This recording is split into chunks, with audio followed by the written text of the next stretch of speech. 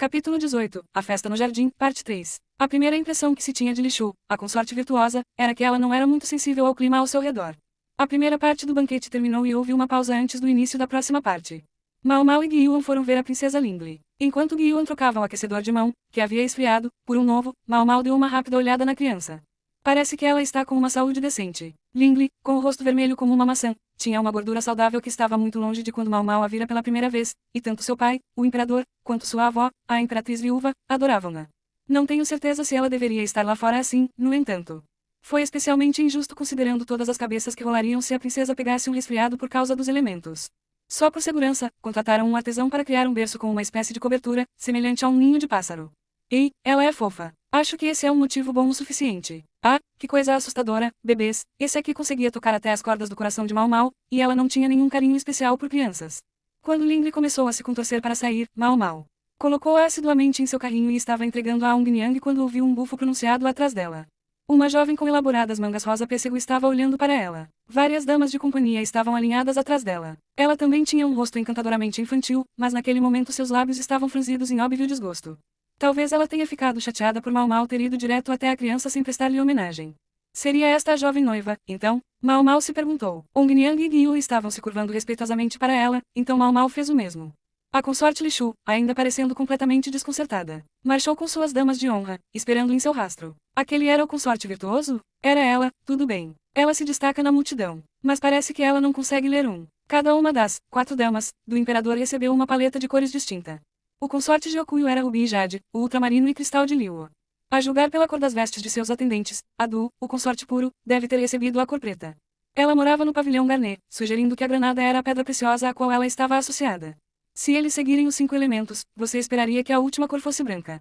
A cor rosa clara usada pelo consorte Li Shu parecia perigosamente perto de duplicar o vermelho do consorte Gyokuyo. As duas senhoras estavam sentadas lado a lado no banquete, criando a impressão de que suas cores contrastavam.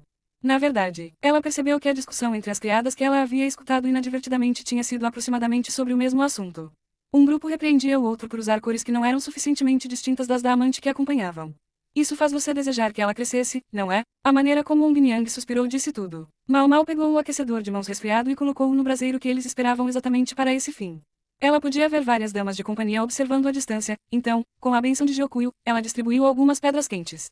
Ela ficou um pouco perplexa. Essas mulheres estavam acostumadas a uma vida de seda e pedras preciosas, mas algumas pedras suavemente aquecidas poderiam lhes trazer alegria genuína. Infelizmente, as mulheres do pavilhão de cristal mantiveram distância de Mao Mao como se fossem repelidas magneticamente. Ela podia vê-los tremendo, eles deveriam apenas ter pegado os aquecedores de mãos. Você não é apenas um pouco suave? Ingua perguntou, exasperado. Agora que você mencionou isso, talvez. Ela apenas expressou seus sentimentos. Abertamente, pensando bem, estava bastante lotado atrás da cortina desde o início do intervalo. Não eram apenas damas de companhia, oficiais militares e civis estavam lá, também. Todos carregavam acessórios em pelo menos uma das mãos. Alguns conversavam com as criadas individualmente, enquanto outros estavam cercados por uma pequena multidão de mulheres. Guiyuan e Ailan estavam conversando com um militar que Mao Mao não reconheceu. É assim que eles encontram as melhores garotas escondidas em nosso pequeno jardim de flores, explicou Ingua a ela. Ela bufou como se de alguma forma estivesse acima de tudo. O que a deixou tão nervosa? Ah, eles lhes dão esses acessórios, como um símbolo. Oh, claro, às vezes pode significar outra coisa. O agarro. Ingua cruzou os braços e fez beicinho diante das respostas. Estranhamente desinteressadas de Mao Mao. Eu disse, às vezes pode significar outra coisa. Sim, eu ouvi você. Ela nem parecia disposta a perguntar o que isso significava. Tudo bem, me deu palito de cabelo, disse Ingua, apontando para o enfeite que Mao Mao recebeu de Jinchi. Tudo bem, mas você tem que fazer pedra-papel-tesoura com as outras 2 garotas, disse Mao Mao enquanto virava as pedras do braseiro. Ela não queria que isso se transformasse em uma briga. Além disso, se Ong Niang descobrisse que ela acabara de dar o bastão para a primeira pessoa que perguntasse, provavelmente levaria outro tapa na nuca. A chefe-dama de companhia tinha uma mão rápida. Para Mao Mao, que tinha toda a intenção de voltar para casa após o término de seus 2 anos de serviço, fazer sucesso no mundo, não tinha nenhum atrativo. Além disso, se ele vai pensar que isso lhe dá o direito de me intimidar, prefiro voltar a servir no pavilhão de cristal, pensou Mao Mao com um olhar como se estivesse observando uma cigarra morta. Foi então que ela ouviu uma voz gentil, tome isso, mocinha. Um bastão de cabelo ornamental foi apresentado a ela. Uma pequena decoração de coral rosa claro balançava nele. Mao Mao ergueu os olhos e descobriu um homem de aparência viril dando-lhe um sorriso insinuante.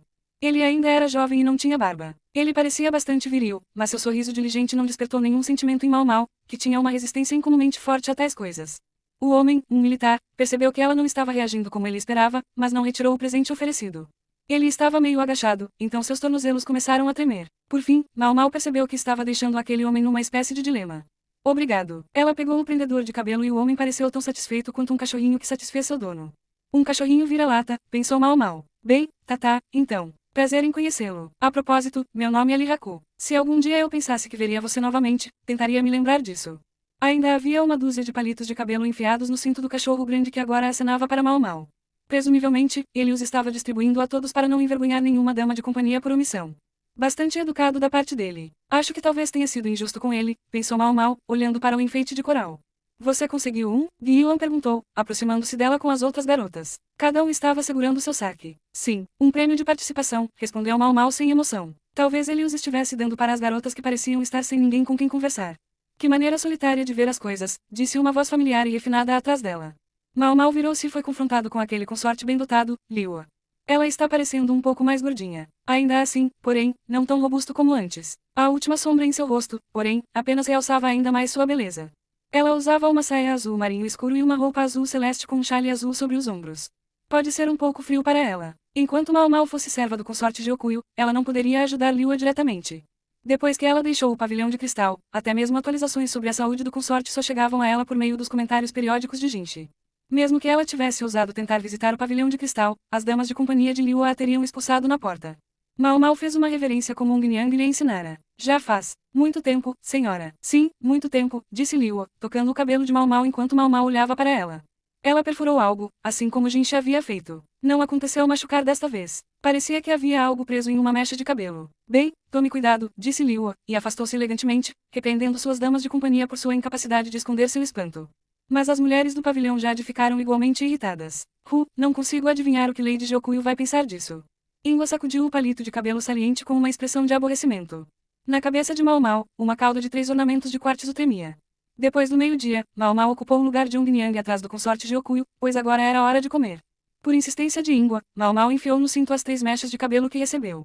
O acessório que Jokuyo lhe deu era um colar, então teria sido melhor ela usar pelo menos um deles no cabelo, mas qualquer que ela escolhesse, teria sido percebido como um desprezo por seus outros 2 benfeitores.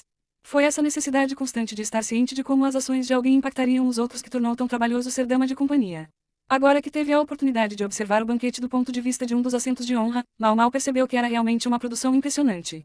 Oficiais militares alinharam-se no lado oeste e funcionários civis no lado leste. Apenas cerca de 2 em cada 10 deles conseguiram sentar-se à longa mesa, os outros estavam em uma fila organizada. Em um aspecto, a situação era pior do que as criadas que trabalhavam nos bastidores, tinham que ficar assim por horas a fio. Gao Shun estava entre os que estavam sentados com os oficiais militares. Mau Mau percebeu que ele talvez fosse um homem mais importante do que ela pensava, mas também ficou surpresa ao ver um eunuco ocupar seu lugar entre as autoridades com tanta indiferença. O grande homem de antes também estava lá. Ele estava sentado mais abaixo do que Gao Shun, mas considerando sua idade, talvez isso significasse apenas que ele estava apenas começando a abrir caminho no mundo. Jinchi, entretanto, não estava em lugar nenhum. Alguém poderia pensar que alguém tão deslumbrante se destacaria na multidão. Como não havia, porém, qualquer necessidade real de procurá-lo, Mau Mau concentrou-se no trabalho que tinha em mãos. Um pouco de vinho veio primeiro como aperitivo. Foi derramado delicadamente de recipientes de vidro em copos de prata. Mau Mau agitou o vinho na taça, sem pressa, certificando-se de que não havia turvação. Haveria manchas escuras se o arsênico estivesse presente. Enquanto deixava o vinho girar suavemente, ela deu uma boa cheirada e depois tomou um gole. Ela já sabia que não havia veneno, mas se não experimentasse, ninguém acreditaria que ela estava fazendo seu trabalho corretamente. Ela engoliu em seco e depois enxugou a boca com água limpa. Mau Mau de repente parecia ser o centro das atenções. Os outros provadores ainda não tinham colocado as xícaras na boca. Quando viram que Mau Mau havia confirmado que não havia nada perigoso, hesitantes começaram a tomar goles. Compreensível. Ninguém queria morrer. E se uma provadora estivesse disposta a ir primeiro, seria mais seguro esperar por ela e ver o que acontecia. E se você fosse usar veneno em um banquete, de ação rápida seria a única opção. Mau Mau era provavelmente o único aqui que às vezes experimentava venenos para se divertir. Ela era, digamos, uma personalidade excepcional. Se eu tivesse que ir, acho que gostaria que fosse por causa da toxina do baiacu. Os órgãos misturados numa bela sopa. O formigamento na língua que isso causava, ela não conseguia o suficiente.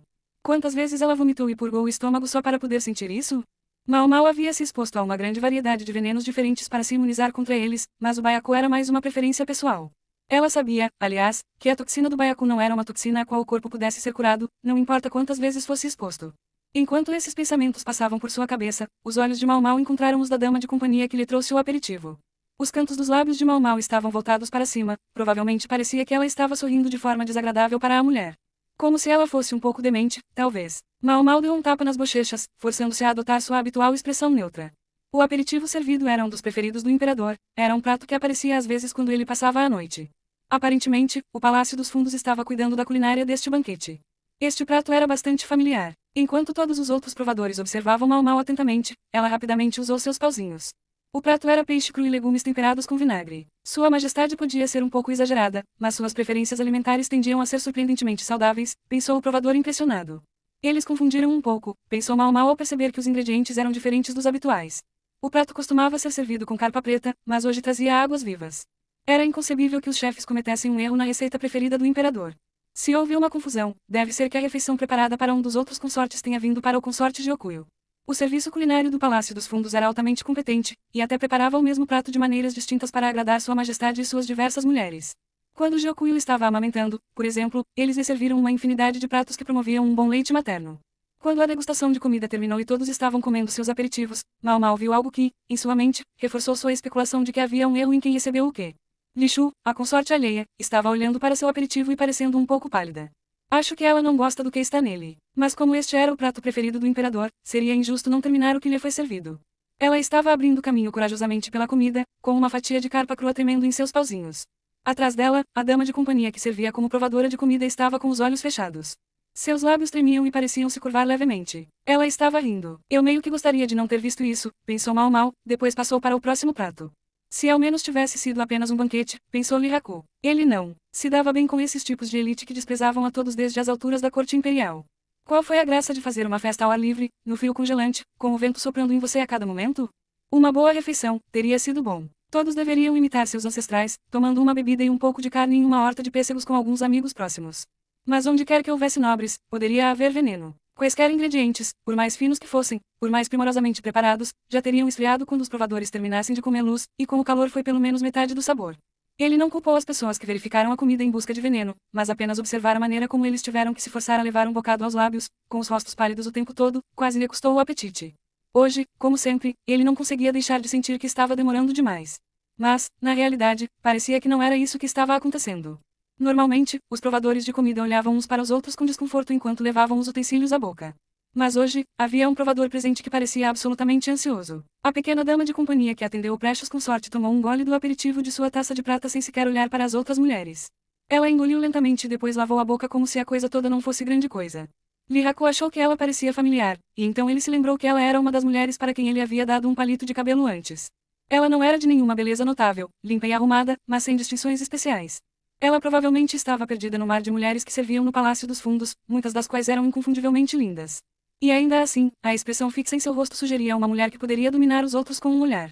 Sua primeira impressão foi que ela parecia um tanto distante, mas assim que a julgou inexpressiva, ela provou que ele estava errado com um sorriso espontâneo e inexplicável, que desapareceu tão repentinamente quanto apareceu. Agora ela parecia bastante descontente. Apesar de tudo isso, ela continuou a sentir o gosto do veneno com total indiferença. Foi muito estranho. Foi também a maneira perfeita de passar o tempo, tentando adivinhar que tipo de cara ela faria a seguir. A jovem recebeu a sopa e pegou uma colherada. Ela examinou-o criticamente e depois colocou lentamente algumas gotas na língua. Seus olhos se arregalaram um pouco e, de repente, um sorriso arrebatador se espalhou por seu rosto. Houve um rubor em suas bochechas e seus olhos começaram a lacrimejar. Seus lábios se curvaram para cima, revelando dentes brancos e uma língua vermelha carnuda, quase sedutora.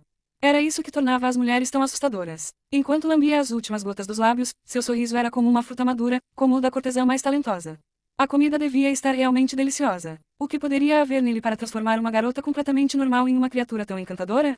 Ou talvez tenha sido a preparação dos chefes inestimavelmente talentosos do palácio? Lihaku engoliu em seco e só então a jovem fez algo inacreditável. Ela tirou um lenço da bolsa, levou-o aos lábios e cuspiu o que acabara de comer. Isto está envenenado, disse a dama de companhia, com a expressão neutra mais uma vez no rosto. Sua voz tinha toda a urgência de um burocrata informando sobre algum assunto mundano, e então ela desapareceu atrás da cortina feminina. O banquete terminou em caos total.